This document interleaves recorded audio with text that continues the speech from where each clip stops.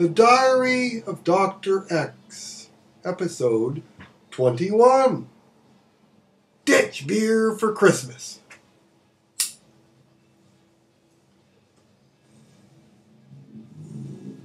As I write this, winter has fallen here in Winnipeg, Manitoba in the year 2010.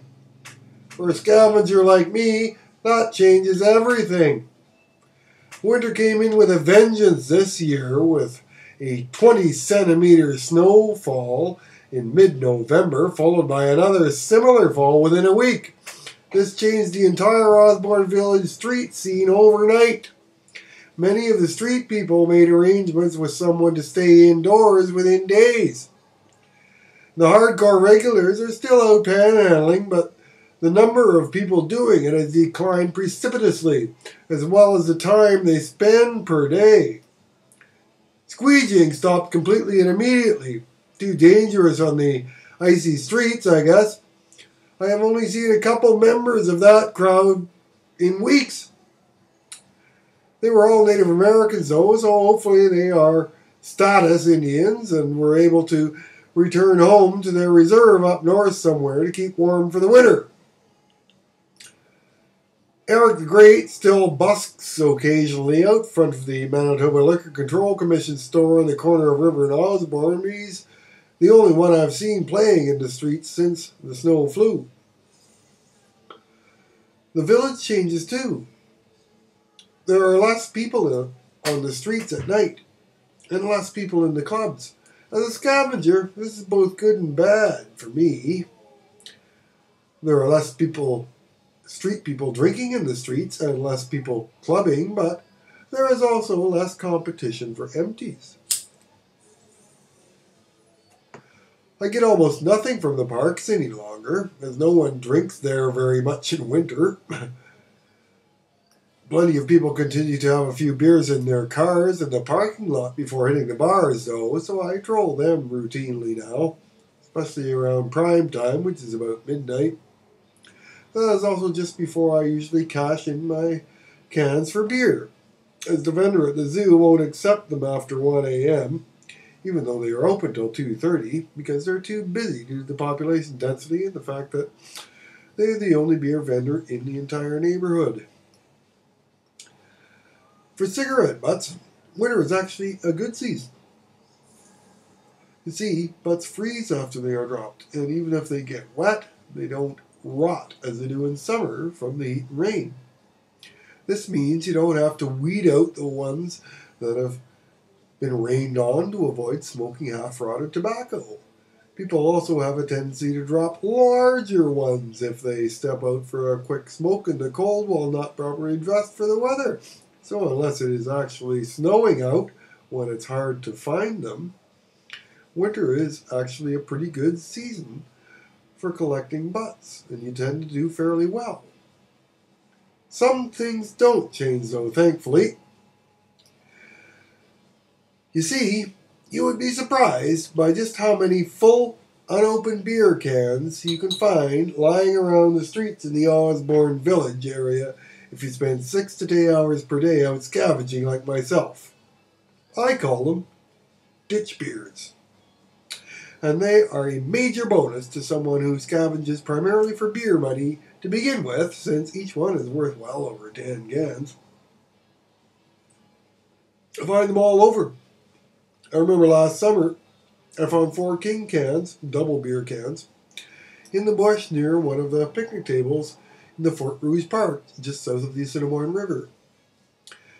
The last one, as I picked it up, was full! Yay! Someone had stashed them there in the bush as they drank, and lost count, leaving the last one full for me to discover. I also had a good patch last summer, where the squeegee crowd left me 3 or 4 King cans over only a few days. I'd find them by the phone booth, the bell tower, or the bus shelter in the corner of Stradbrook and Osborne, which is where they often work. I just waited until they stopped working the corner, and then went in and cleaned up their leavings. One of my biggest single finds was a 5-liter can of Heineken. It was left by someone with more money than brains, obviously. You see, It was carbonized, not just a gravity tap.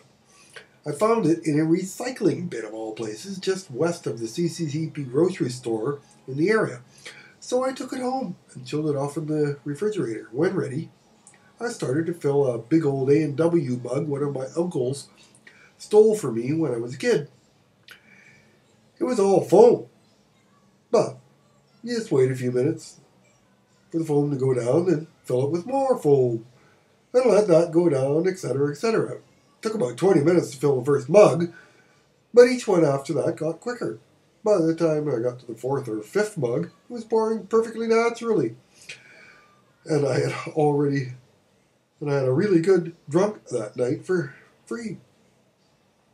One of my best runs in memory, though, happened just over the past couple weeks in early December 2010.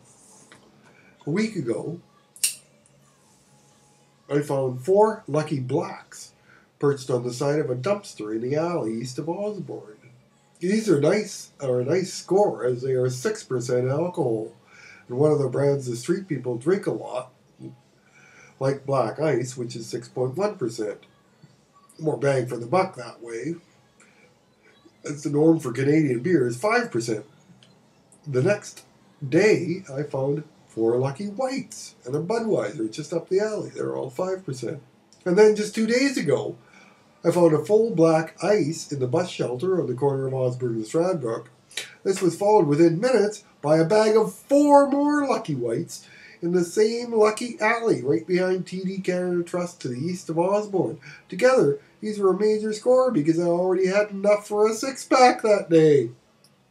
Needless to say, I drank my fill that night. In fact, I woke up yesterday morning with 3 nice cold ones still waiting to be drank in the refrigerator.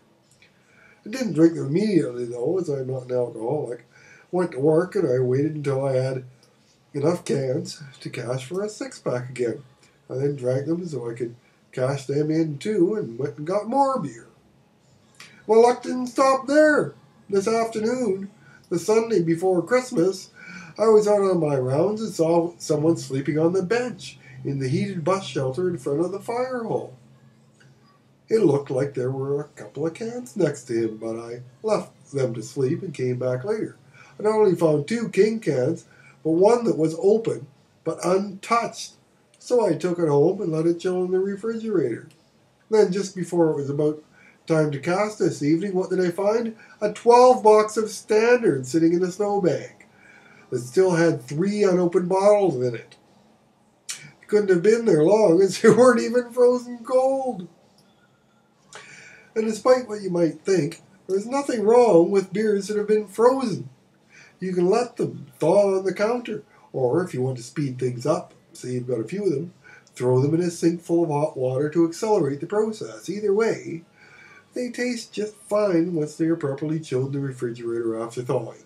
In fact, even beers that have been opened are safe to drink in winter, because once they have frozen, you don't have to worry about catching anything the person drank out of it before you may have had, disease-wise. The cold would have killed any germs. Heck, I have a Budweiser like that chilling on my counter, or thawing on my counter, even as I write this. It's almost full. It was left by someone in the snow after they took only a sip or 2 out of it. Just about time to go and check on it, I suppose. And yeah, let's be honest, I drink open ones in summer time also, if I find them on my walkabouts, especially if I've already had a few beers and I'm just about mainly out trolling for buds. One time, I was drinking one while returning home down the alley next to Osborne and the RCMP pulled up. "You better drop that can, my friend," he said from his car. I accidentally had a sip first before complying. "Sorry," I said, "a little drunk already." "You didn't just pick that up in the street, did you?" he asked. "Well, yes, actually," I said. "Otherwise I wouldn't be drinking in the street." "You do know that's not safe, don't you?" "Yes, sir," I said. But when you live like I do for a few years, it's a little hard to care. Cheers.